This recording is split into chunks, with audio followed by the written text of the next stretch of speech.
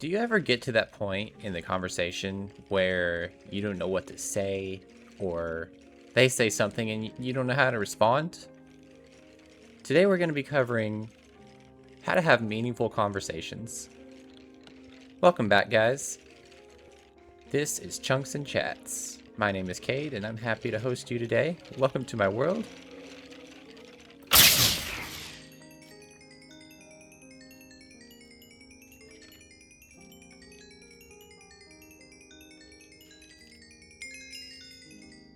Thought you would find that satisfying. I'm going to be working on this skeleton grinder while we talk about that. Now, I'm not the absolute best at conversations, but I do enjoy them quite a bit, especially with the people who mean the most to me. And there's a lot of people who don't know really how to talk. They get uncomfortable, they feel awkward, and honestly, some people would rather not even go out. And I've met those people personally. I've met people who have been in that situation. And I want to do the very best I can to encourage those people to actually get out there and meet some good people and have meaningful conversations. And sometimes it comes down to strategy. Sometimes it comes down to just a knack for it, you know, building up the skills. But it also requires that you have things in common, you know? You can't always just... talking to strangers doesn't always work out too well. And that's alright. Those conversations aren't gonna be perfectly comfortable, especially if you're just doing small talk and stuff.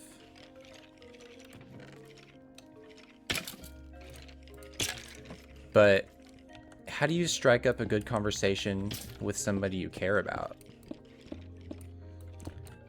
Well, I like to find common ground. Something that we can do together. Because if you're talking just for the sake of talking, obviously that's not going to help. That's not going to go anywhere. So plan a hangout date.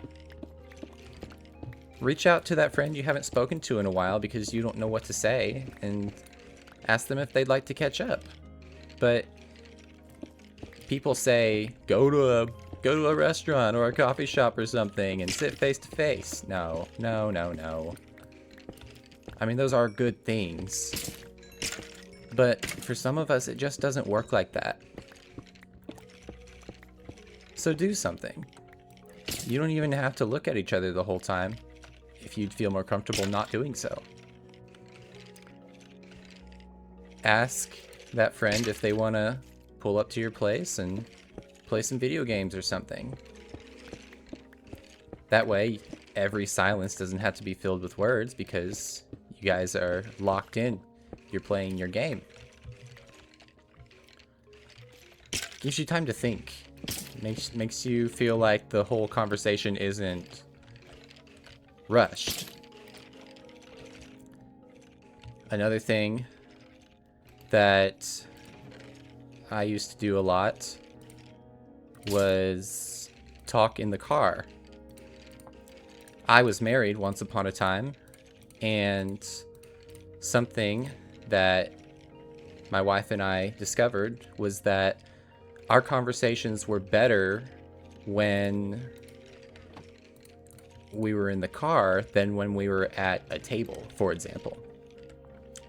And it's something about not looking directly at the person. Facing the same direction actually kind of makes more of a difference than I thought it would. Because you're not focused on their expressions, their body language. It's not something you have to worry about. You're not overanalyzing the whole situation, wondering if you're even doing this right. You're just kind of there existing. And also you also gotta be able to learn to be comfortable with the silence. And that might not come naturally, especially if you're... Oh, they see me, they're killing each other. It might not come naturally to enjoy the silence, especially if that's awkward for you. But going back to, like, the doing inactivity together, you know, because there's not going to be words every minute of that social setting. There's going to be pauses and breaks. I recently joined a Minecraft server hosted by another YouTuber, and I've met some friends on there, and I talk with them quite a bit, but there's plenty of silent moments. And initially, the reason that those moments were so easy is because we're kind of playing the game. We don't have to focus on each other too much, you know, like we're locked in, and also them not physically being right next to me doesn't make me feel like I have to talk to them. And we didn't use like Discord or anything at first. We started with just typing in game, and I think that helped us warm up to each other too. Eventually we moved to Discord, and it wasn't as scary as I expected. And getting to know each other really helps. If there's someone you're comfortable with, at least for me, if there's somebody I'm comfortable with, I actually really like silence. Some of my really close friends, I just really like to sit with them, and we don't have to say anything. The silence just feels comfortable.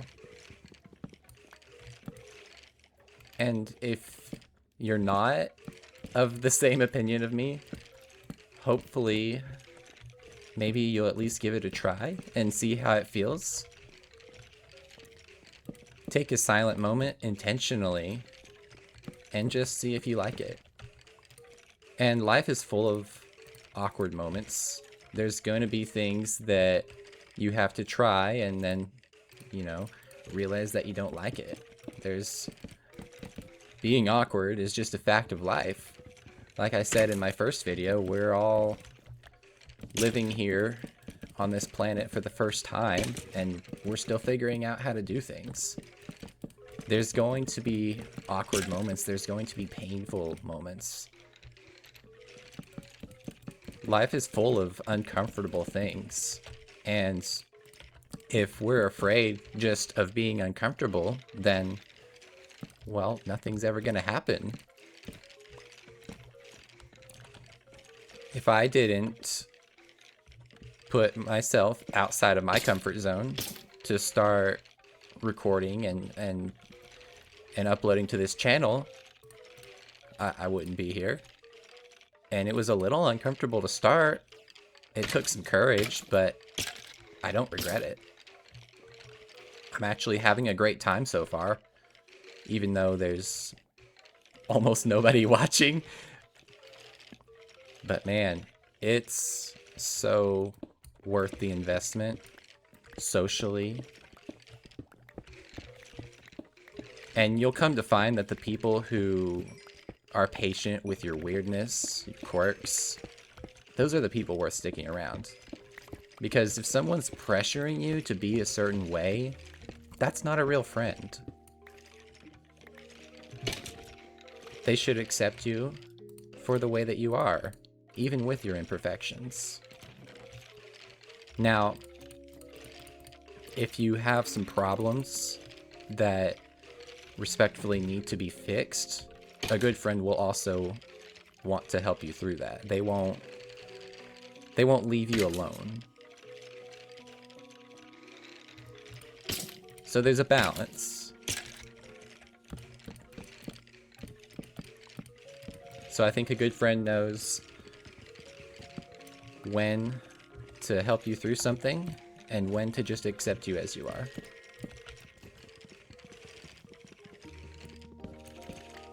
And humans are weird. Emotions are weird. Especially because we're just all so different from each other.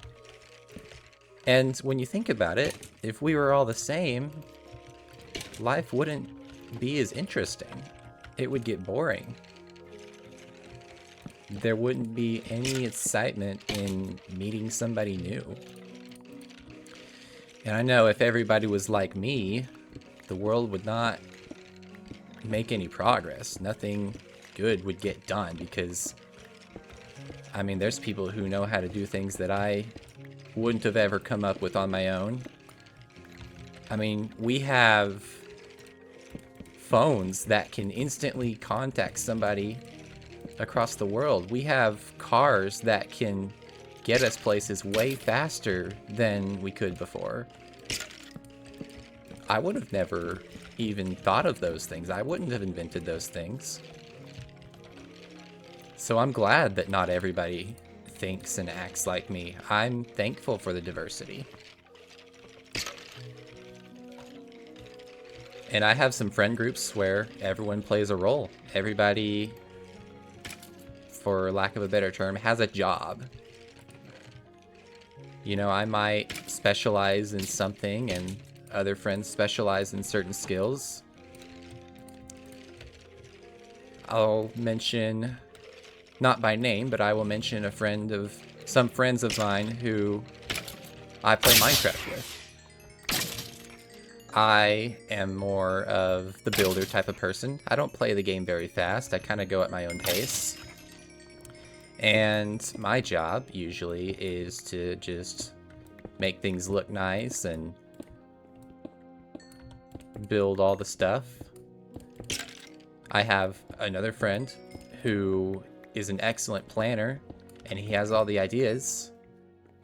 And he's basically an organizer. Like, he tells everyone, "Hey, this is what we're gonna do. Let's get it going."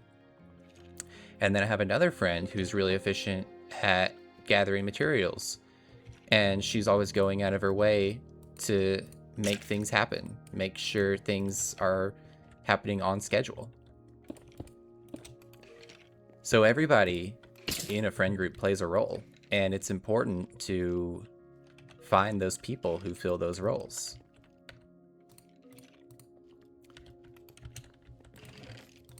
And we'll loop back around to how to have good conversations with those people. And honestly, sometimes you just have to say, screw it. I'm just going to put myself out there and see what happens. You know, sometimes you have to do something scary and just see if it works. And it's going to hurt sometimes. You're going to find people who are not very good people. It's happened to me many times before. I have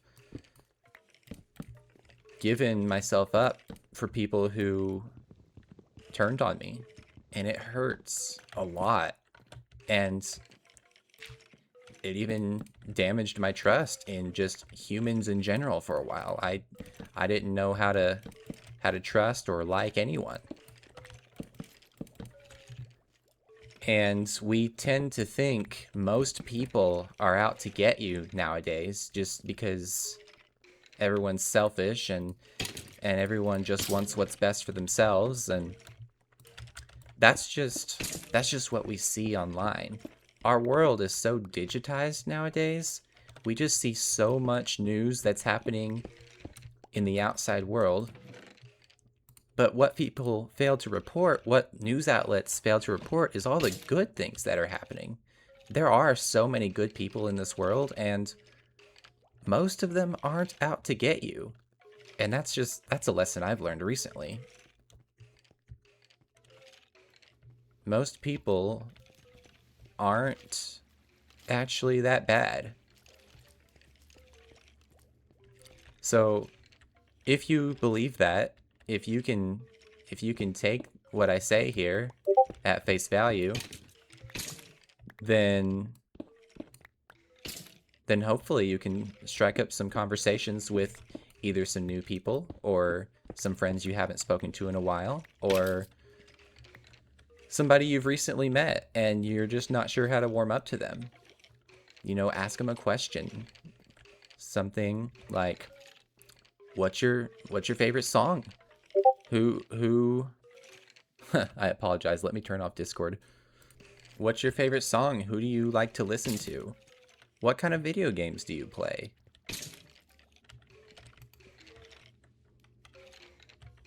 It can be awkward, especially when you don't know what to say. I know I've been there so many times, but I think most people will actually just appreciate that you took the time to talk to them instead of let them stay there and feel lonely.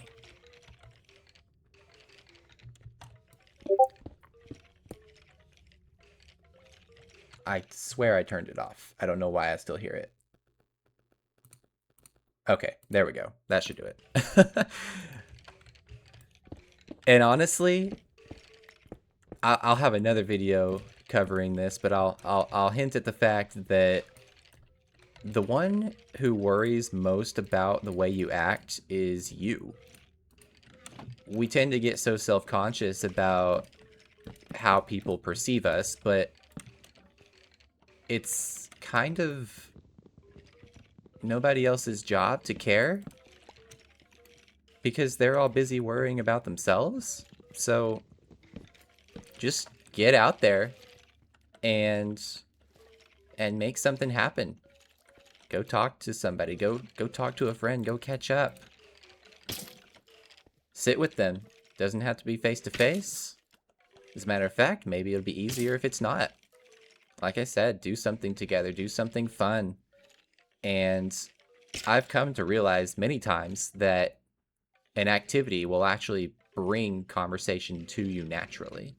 At least for me. Maybe you'd be willing to try it. I'd love to hear how it goes if you do. So let me know. Either some experience that you've had in the past of good conversations happening organically, or you can try something today. Come back to this video tomorrow and let me know. I'd be really excited to hear it. Anyway, that's going to conclude our conversation for today. Thank you for listening. I'm glad you were here. I look forward to seeing you next time. Bye for now.